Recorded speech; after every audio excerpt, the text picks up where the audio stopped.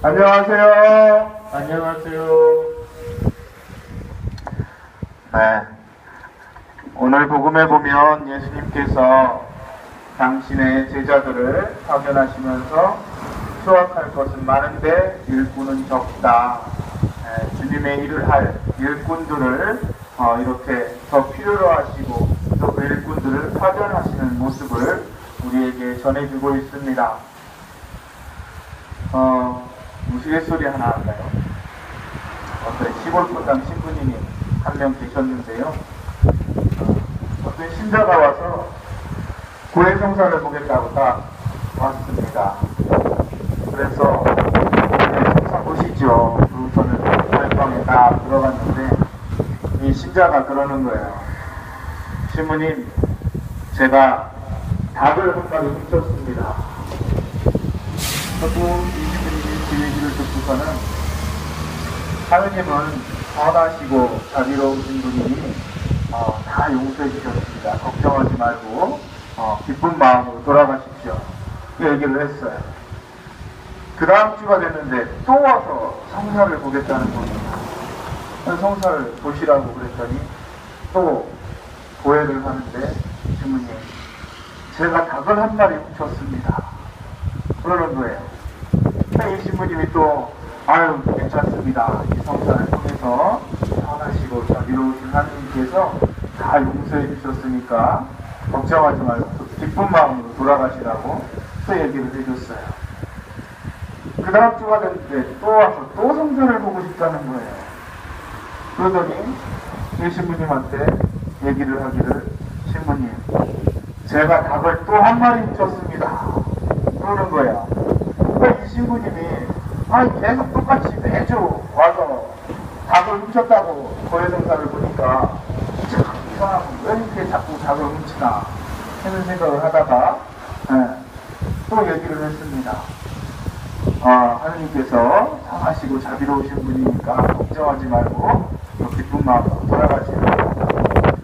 궁금해졌어요, 이 신부님이. 그런데 혹시 그 닭 주인은 닭을 훔쳐간 걸 압니까? 그랬더니 그 신자가 얘기하는 거예요. 아마도 알 것 같습니다. 아마도 알 것 같습니다. 그렇게 얘기를 하는 거예요. 그래서 신부님이 또 물어봤습니다. 그 닭 주인은 신자입니까? 예, 신자입니다. 그렇게 얘기를 했어요. 그러고 났더니 이 신부님이, 그러면 걱정하지 마십시오. 우리 천주교 신자는, 우리 그리스도 신자는 예수님을 따르기 때문에 선하시고 자비로우신 하느님을 닮으려고 노력하는 사람들이니까 걱정하지 않으셔도 됩니다. 기쁜 마음으로 돌아가십시오. 그랬더니 이 신자가, 신부님 감사합니다. 그러고 돌아가는 거예요. 이 신부님이 그랬어요. 아니, 저한테 말고 하느님께 감사하십시오. 하느님 감사합니다. 하고 돌아가십시오. 그랬더니 이 신자가, 아닙니다, 신부님. 신부님 감사합니다. 그러고서는 집으로 호라당 도망간 거예요. 나중에 이 신부님이 의아하게 생각이 들어서 뒷뜰에 싹 나갔습니다. 뭔가 쎄한 기분이 뒷골을 이제 쫙 스쳤던 거죠, 이 신부님한테. 아니야 다를까 뒷뜰에 갔더니 이 신부님이 키우던 닭장 안에 닭이 3마리가 없더랍니다. 차마 선하시고 자비로우신 하느님을 닮아 살아야 되는데 그 신자에게 욕을 못하고 이렇게 속막 부글부글 끓었다는 그런 얘기가 있습니다.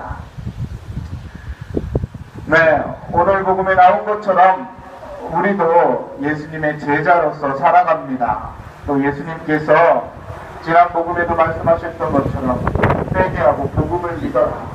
또 제자들을 부르실 때 나를 따라라. 이렇게 말씀을 하십니다. 도대체 예수님을 따라 산다는 건 뭘까? 우리가 회개하고 복음을 믿는다는 건 뭘까?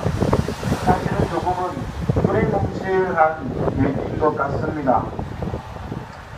그런데 그 두리뭉실한 회개하고 복음을 믿는 것, 예수를 따르는 것 안에서 구체적으로 우리가 조금 하나는 기억했으면 좋겠다는 생각이 듭니다.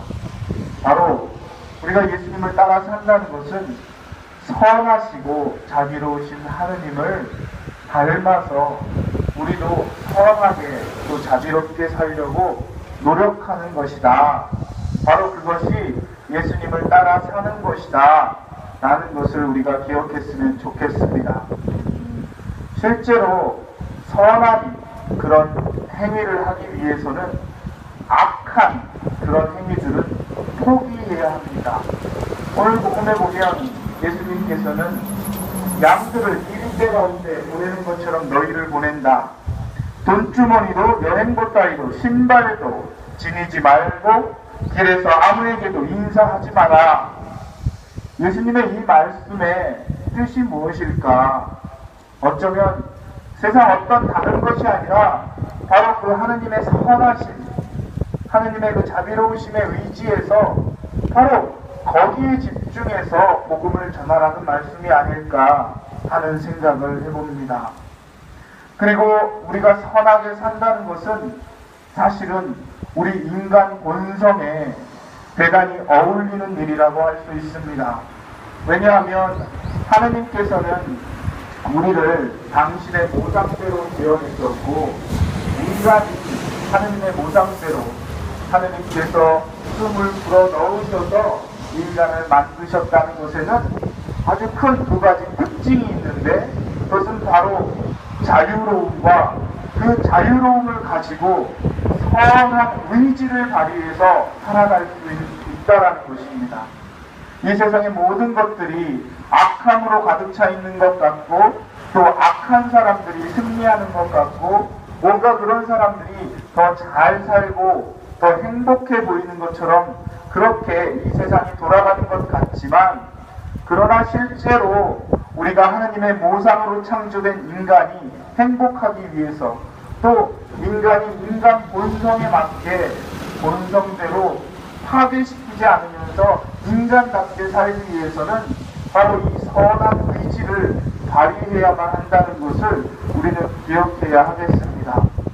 이 선한 의지를 발휘할 때 오늘 복음에서 예수님께서 말씀하시는 그러한 제자의 모습을 우리가 갖출 수 있을 것입니다. 또 그렇게 할 때 우리는 단순하게 예수님의 제자일 뿐만 아니라 아주 근본적으로 인간 본연의 모습을 인간다움을 우리가 갖출 수 있을 것입니다. 이 강정에서 우리가 행하고 있는 모든 행위들 또 그 밖에 쌍용차 또 세월호 사건을 통해서 우리가 함께하고 있는 것들 그 밖에 여러 가지 여러 모양으로 우리가 하는 모든 것들이 단순히 어떤 분노나 혹은 어떤 다른 이유가 아니라 바로 하느님의 모상으로서 인간이 가지고 있는 선한 의지의 발로라는 것을 우리가 기억했으면 좋겠습니다. 이 선한 의지를 우리가 가지고 있을 때 비로소 우리는 하느님을 닮은 인간이고 예수 그리스도를 따르는 제자의 모습을 갖출 것입니다. 또 그렇게 살아갈 수 있을 것입니다. 그러니 힘을 내었으면 좋겠습니다. 절망하지 말고 실망하지 말고 힘을 내었으면 좋겠습니다. 제가 아주 좋아하는 성경 구절이 하나 있는데요. 여기 보니까 아마 문정현 신부님이 이렇게 써놓으신 것 같습니다.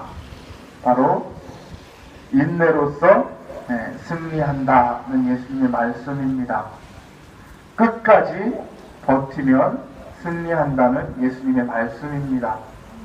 정말 이 세상 안에서 정말 1인대 가운데 양으로서 존재하는 것 같은 우리의 모습이지만 그러나 끝까지 우리가 버티면 끝까지 우리가 인내하고 이 선한 의지를 잃어버리지 않고 선한 의지를 우리 안에 계속 품고 살아간다면 결국 하느님 안에서 우리는 승리할 것이고 주님께서 우리를 어여삐 도와주실 것입니다. 그 희망의 끈을 놓치지 말고 하루하루 살아갔으면 좋겠습니다. 또 서로서로 힘이 되어지고 격려하고 위로하며 서로가 그런 선한 의지들을 잃어버리지 않도록 함께 했으면 좋겠습니다.